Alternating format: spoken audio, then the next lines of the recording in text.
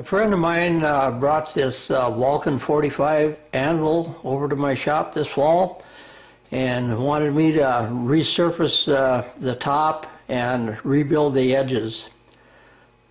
This anvil is it's a nice little anvil, but the edges on the top, the hard part, are really in bad shape.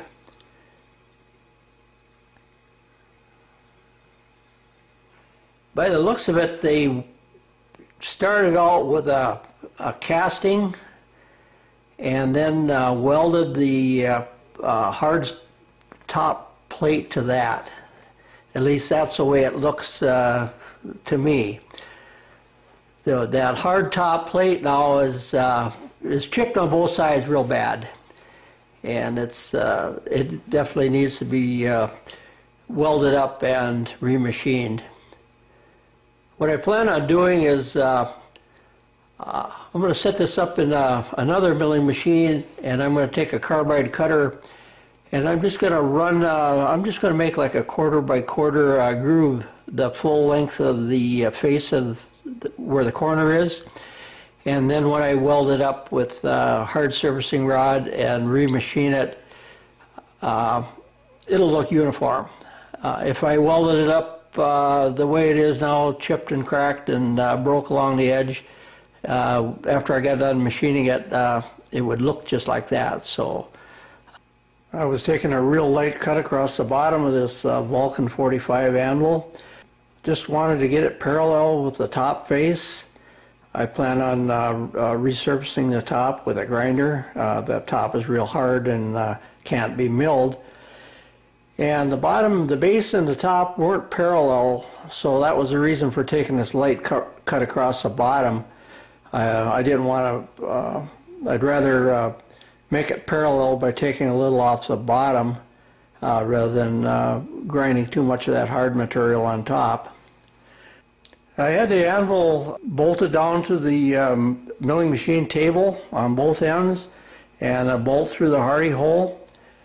And I thought that this was going to be sufficient to hold that anvil in place, because I was just going to take a light cut. But what happened is I was about halfway across the bottom, and that milling cutter ran into some real hard material, and it started shaking a little bit or vibrating a little bit. And because I wasn't clamped to anything that was real flat, my setup came loose, and the milling it walked the anvil right down the T-slots on the table until I came to the edge of it, and then made a little gouge. I'm doing this work on a Kearney Trekker TF330. It's a real nice, big, powerful milling machine, and because I had some hard spots in the base of the anvil, I was running the cutter real slow. Once the anvil came loose on my setup, I shut it off right away. But by the time it had coasted to a stop, it had already left some gouges in the base of the anvil.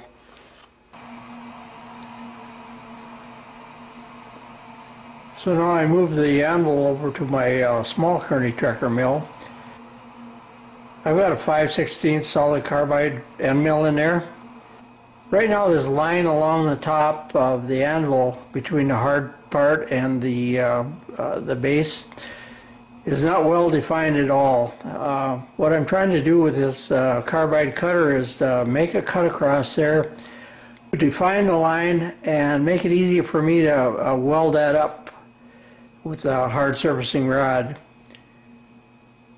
It's real difficult to get an even weld when it's irregular like this, and what I want is when I get it machined down, after I grind it down, after I've welded it, I'd like to have a kind of a nice straight defined line along the edge. I'm going to be welding this up with the it's actually the base material that we use when we hard surfacing things. This rod is it's kind of machinable. Probably I'll grind it, but it's more impact resistant than the hard surfacing we put on the final. This is part of the Anvil top there that's right in the area where that hard piece of steel was welded to that cast base, and it is real hard.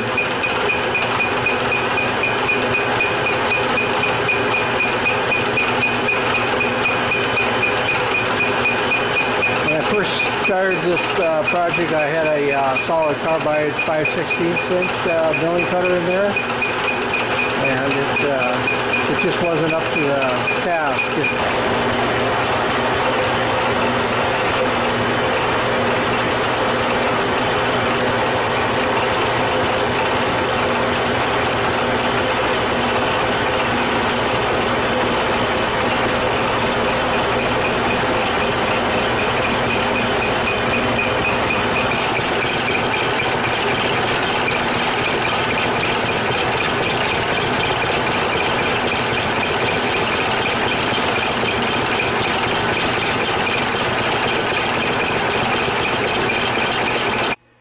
So I just finished up with the cutting the groove on each side of the anvil top, and I ended up using this solid carbide cutter, and it was a reground cutter, and it actually worked pretty good because it had when they reground it, they put a radius on it, so the bottom of my groove here will have a nice radius on it for welding. Started off from this end, it was milling real good, hit a real hard spot right here. And then right after that hard spot, then I noticed this is where the major chipping was happening on this side of the anvil. If you can see right on the top here, it almost looks like frost up there. That's actually where the chip, it was chipping off as it, on that top surface there. Well, I'm pretty satisfied with the way this ended up. Didn't get all the way to the bottom of this chip. I didn't get to the bottom of these chips, and then there's an area right here where I didn't get deep enough. But I've got that.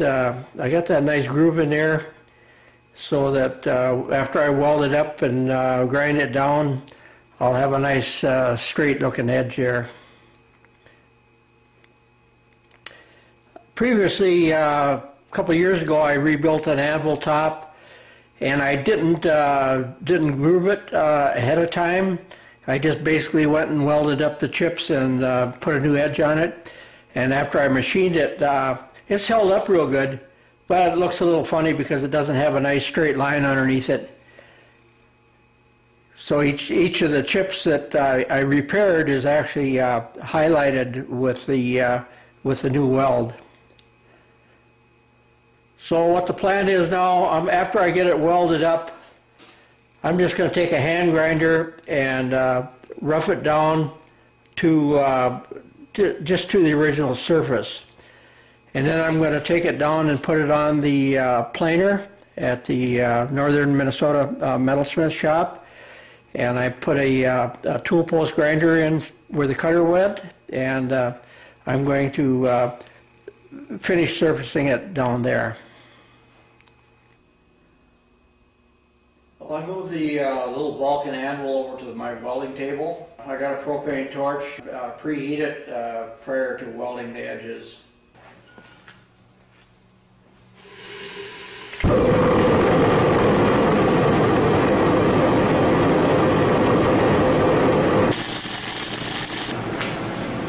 Part one of this anvil rebuild is coming to an end. Well, I'm satisfied with the way. In part two, we're going to do preheating and welding. Part three, machining.